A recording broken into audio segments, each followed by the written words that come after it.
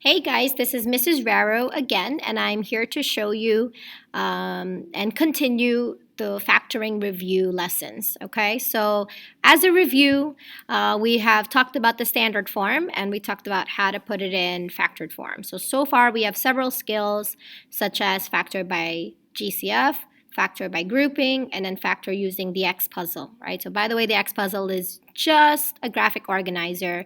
It is not a mathematical terminology, okay? All right, so let's review some things here. So let's start with 4 problems. Let's see if you can factor all 4 of them. All right, so pause this video to see if you could do this by yourself.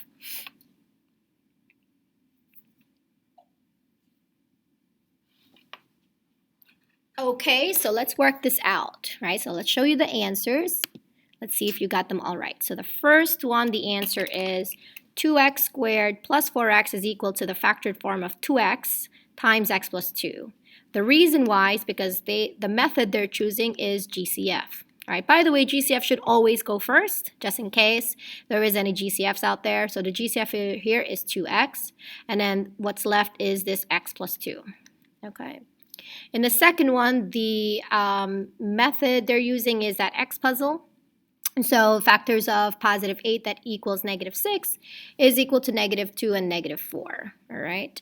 The third one, they use a combination of a GCF and the X puzzle. So the GCF here is negative 1. That's why they have a negative 1 here.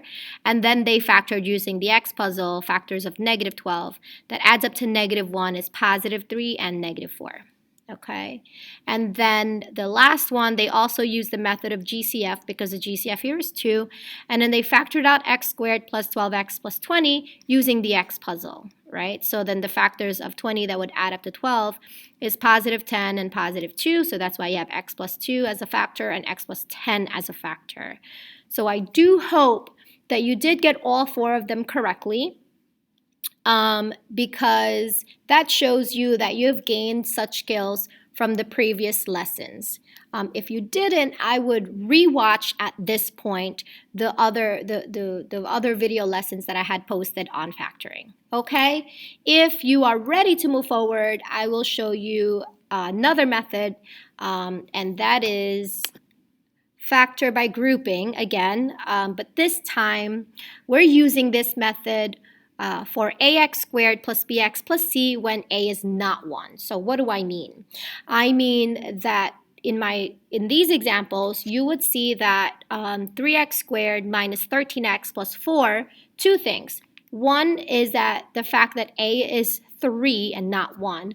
And 2, the fact that none of these terms has a greatest common factor, right? So unlike example number 4, each of these terms has a greatest common factor, and therefore you could do, a combination of 2 methods, but here you don't see one that I can factor out between all 3 terms, right? So let's start.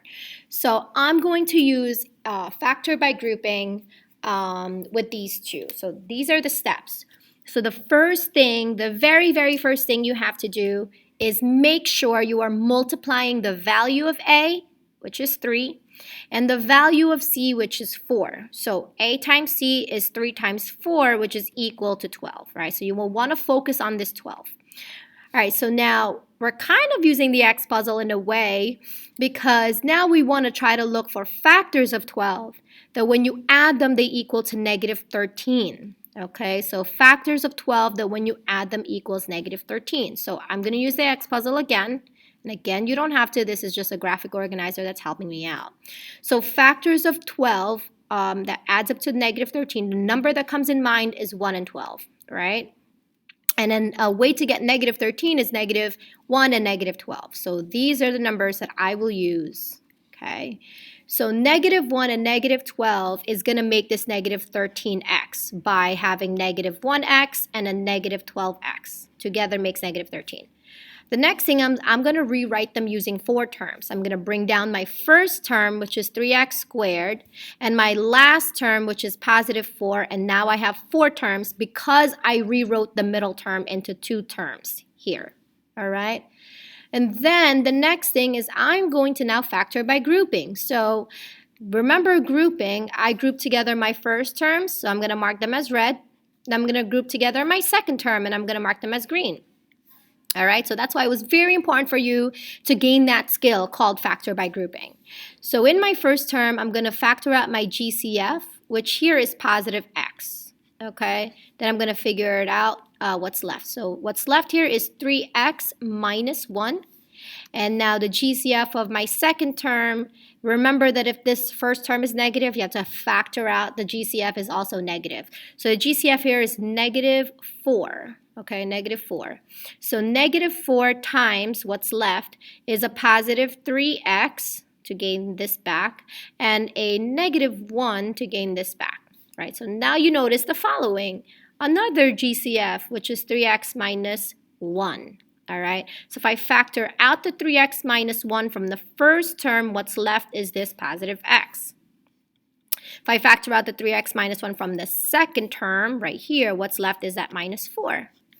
So this 3x minus 1 times x plus minus 4 is equivalent to 3x squared minus 13x plus 4. This is the factored form. All right, now to check this, you can distribute back or you can FOIL back. So you can see 3x times x is 3x squared, 3x times negative 4 is negative 12x, 1 times x is negative 1x, and then negative 1 times negative 4 is positive 4. So you can see that these two add up to negative 13. So essentially what we did is we undid this to its original form before it was distributed or FOILed out. Okay, so I hope that makes sense. All right, let me do the second one, and then you'll do the last one. All right, so the second one is 2x. Let me just take this out. 2x squared plus 7x minus 15. So remember, the first step is to multiply a times c. So a times c here is negative 30. Okay, so I'm going to use my x puzzle to determine factors of negative 30 that when I add them is equal to 7. So the 2 that comes in mind, so it can't be 15 and 2, that's too far off from making 7. 10 and 3 might work out, so let's try it, okay? So in order for me to make a positive 7, 1 has to be negative, and that would be negative 3, because 10 minus 3 is equal to positive 7, and then 10 times negative 3 is negative 30. So I'm going to use 10x and minus 3x to rewrite this 7x. I'm going to bring down my 2x squared. I'm going to bring down my minus 15. Now I have 4 terms. Then now I can use my factor by grouping method. So I'm going to group these 2 terms together and figure out my GCF. I'm going to group these 2 terms together and figure out my GCF. So in my first term, my GCF is 2x. Right, so this is 2x. And what's left here is x plus 5. In my second term, my GCF is negative 3. So remember, this first term is negative. You have to factor out a negative. All right, what's left is also an x plus 5. And again, I have another set of GCF, which is x plus 5 from both terms. In the first term, if I take out an x plus 5, what I have left is 2x. And in the second term, if I take out this x plus 5, then what I have left is minus 3. And this is your factored form. Okay? All right, why don't you pause this video to see if you can figure out the answer to 2 plus 7a plus 6a squared. I would rewrite this in standard form just so you can do this correctly. Okay? Pause this video to see if you could do this by yourself.